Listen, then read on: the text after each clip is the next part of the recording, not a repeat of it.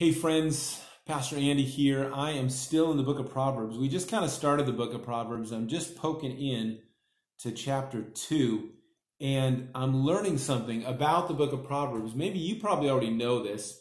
I'm catching on as I'm going here, but Proverbs, it's a little tricky to comment on sometimes because it's written with such straightforward clarity. I mean, you pick a verse, especially as you get further on in Proverbs, but you pick a verse and you read it, and when you go to explain it, really what you find yourself doing is just kind of rewording the statement you just read because, again, it's just written so clearly and so straightforwardly. So this particular passage, chapter 2, verse 1 through 11, is what I want to think about today. And what I'm going to do is I'm actually just going to read it, and I'll tell you why.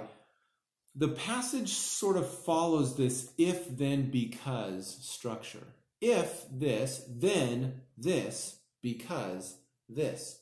And I noticed that when I was reading. And so instead of writing like commentary on the passage, I drew the passage out. So maybe you've heard of the term scripture mapping before. That's what I did. I mapped it out. And I'll show you my map here.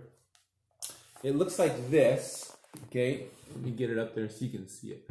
All right, so that's my map, right? So it starts, my son, and then if, all of this stuff, then this, and because this. And then the if statement actually transfers all the way down to the end of the text for then and because. Okay, so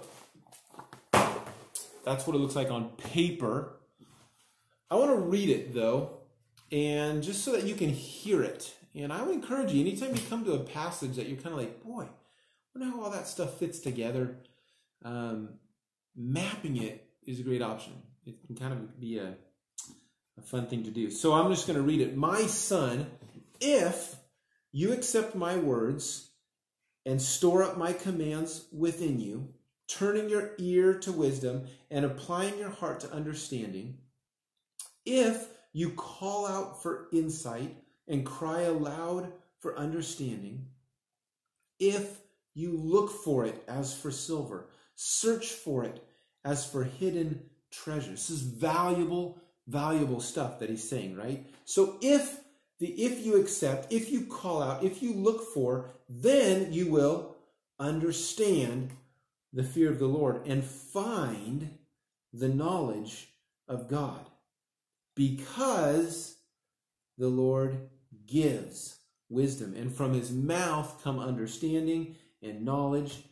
And it says he holds victory in store for the upright. He is a shield to those whose walk is blameless. He guards the course of the just, and he protects the way of his faithful ones. So that's kind of the first half. If you accept, call out, look for, then you will understand, you will find, because the Lord gives.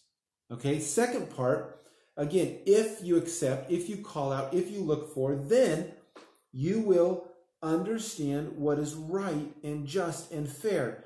Every good path, he says, because wisdom will enter your heart, knowledge will be pleasant to your soul, discretion will protect you, understanding will guard you. So it's a lot of words to read, and it can kind of get tangled up, but the gist of it would sound like this.